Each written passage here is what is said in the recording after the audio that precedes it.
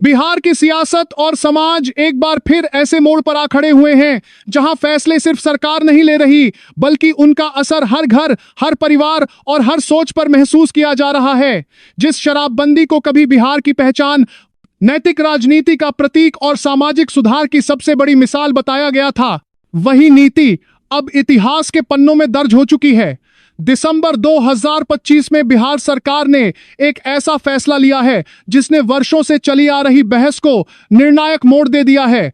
राज्य में शराब की बिक्री, निर्माण और सेवन पर लगे पूर्ण प्रतिबंध को औपचारिक रूप से समाप्त कर दिया गया है।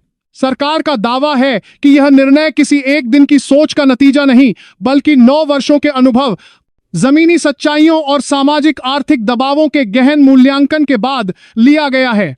विधानसभा में मुख्यमंत्री ने साफ शब्दों में कहा कि शराबबंदी की शुरुआत भले ही नेक इरादों से की गई थी, लेकिन समय के साथ यह नीति अपने लक्ष्यों से भटकती चली गई। जो व्यवस्था समाज को सुरक्षित बनाने के लिए लाई गई थी, वही अवैध कारोबार और जहरीली शराब के रूप में एक गंभीर खतरा बन गई। बीते वर्षों में बार बार ऐसे मामले सामने आए जब नकली शराब ने दर्जनों नहीं, पुलिस और प्रशासन पर दबाव बढ़ता गया, जेलें भरती चली गईं और राज्य को हर साल हजारों करोड़ रुपए के राजस्व नुकसान का सामना करना पड़ा।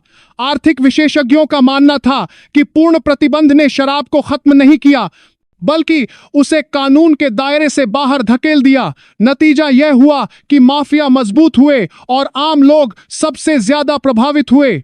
इन्हीं हालातों को देखते हुए दिसंबर 2025 में सरकार ने शराबबंदी हटाने का ऐतिहासिक फैसला लिया। नई नीति के तहत शराब अब पूरी तरह खुले बाजार में नहीं, बल्कि एक नियंत्रित और सख्त निगरानी वाली व्यवस्था के साथ अंतर्गत उपलब्ध कराई जा रही है।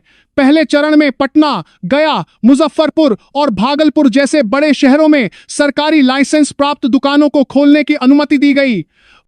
दुकानें खुलते ही कई इलाकों में लंबी कतारें देखने को मिलीं। वर्षों बाद कानूनी रूप से शराब मिलने की खबर ने लोगों के बीच एक नई हलचल पैदा कर दी। कुछ लोगों ने इसे राहत की सांस बताया, तो कई का कहना था कि अब नकली और जहरीली शराब से होने वाली मौतों पर लगाम लगेगी। हालांकि सरकार ने साफ कर दिया है कि यह कोई खुली छूट नहीं है। नई व्यवस्था में नियम पहले से ज्यादा सख्त किए गए हैं। नाबालिगों को शराब बेचने पर लाइसेंस तुरंत रद्द होगा और कड़ी सजा दी जाएगी। नशे में वाहन चलाने वालों के लिए जीरो टॉलरेंस नीति लागू की गई है। दुकानों के खुलने और बंद होने का समय तय है। सार्वजनिक स्थानों पर शराब पीने पर सख्त कार्रवाई का प्रावधान रखा गया है। सरकार का कहना है कि शराब सेवन को अनुशासन और जिम्मेदारी की सीमा में रखना ही इस नीति का मूल उद्देश्य है। इसके साथ ही नशा मुक्ति को भी नीति का अहम हिस्सा बनाया गया है। राज्य भर में नशा मुक्ति केंद्रों की संख्या बढ़ाई जा रही है। शराब की लत से जूझ रहे लोगों के लिए मुफ्त काउंसलिंग और इलाज की सुविधा उपलब्ध कराई जा रही है। स्कूलों और कॉलेजों में जागरूकता अभियान शुरू किए गए हैं ताकि युवा वर्ग को शराब के दुष्परिणामों के बारे में समय रहते जानकारी दी जा सके। सरकारी आंकड़ों के अनुसार अब तक 5000 से ज्यादा लाइसेंस जारी किए जा चुके हैं और हर जिले में 40 से 50 दुकानें खोलने की तैयारी है। भविष्य में ऑनलाइन ऑर्डर और होम डिलीवरी जैसी व्यवस्थाओं पर भी विचार किया जा रहा है ताकि पारदर्शिता बनी रहे और अवैध नेटवर्क को पूरी तरह खत्म किया जा सके। अगर इतिहास पर नजर डालें तो बिहार में शराबबंदी की शुरुआत साल 2016 में हुई थी। उस वक्त महिलाओं, नम की मांग और सामाजिक दबाव को आधार बनाकर यह फैसला लिया गया था। शुरुआती दौर में इसके सकारात्मक असर भी देखने को मिले। घरेलू हिंसा के मामलों में कमी आई और कई परिवारों में आर्थिक स्थिति सुधरी। महिलाओं को लगा कि उनका घर और समाज ज्यादा सुरक्षित हो रहा है। लेकिन समय के साथ शराबबंदी की कमजोरियां भी उजागर होने लगीं। पड़ोसी राज्यों से तस्करी बढ़ी, अवैध शराब का धंधा फलता फूलता गया और कानून व्यवस्था के लिए यह एक बड़ी चुनौती बन गई। धीरे धीरे यह साफ हो गया कि पूर्ण प्रतिबंध व्यवहारिक समाधान नहीं है। नई नीति के तहत शराब केवल सरकारी अधिकृत दुकानों पर ही उपलब्ध होगी। लाइसेंस प्रक्रिया बेहद सख्त रखी गई है और नियम तोड़ने पर तुरंत कार्रवाई का प्रावधान है। कीमतें इस तरह तय की गई हैं कि सस्ती और खतरनाक शराब बाजार में टिक न सके।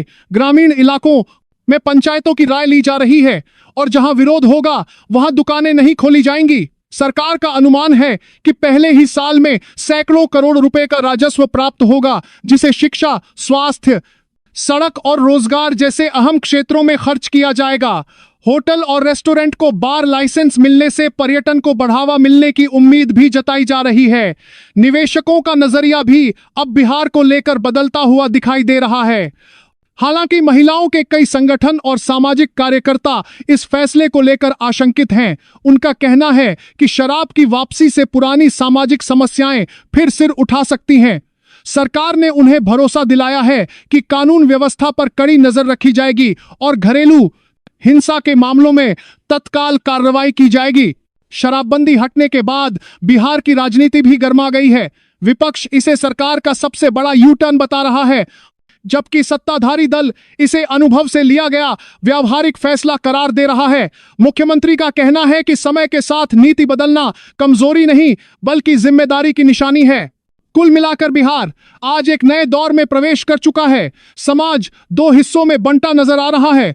कुछ लोग इसे राहत और विकास का अवसर मान रहे हैं, तो कुछ इसके सामाजिक दुष्परिणामों को लेकर चिंतित हैं। शुरुआती संकेत बताते हैं कि अवैध शराब पर लगाम लगी है और जहरीली शराब की घटनाओं में कमी आई है। अब असली परीक्षा आने वाले समय में होगी। यह देखना होगा कि सरकार नियमों को कितनी सख्ती और ईमानदारी से लागू करती है। अगर संतुलन बना रहा तो बिहार आर्थिक रूप से मजबूत हो सकता है। नियंत्रित शराब के एक नए युग में कदम रख चुका है, जिसका अंतिम असर वक्त ही तय करेगा।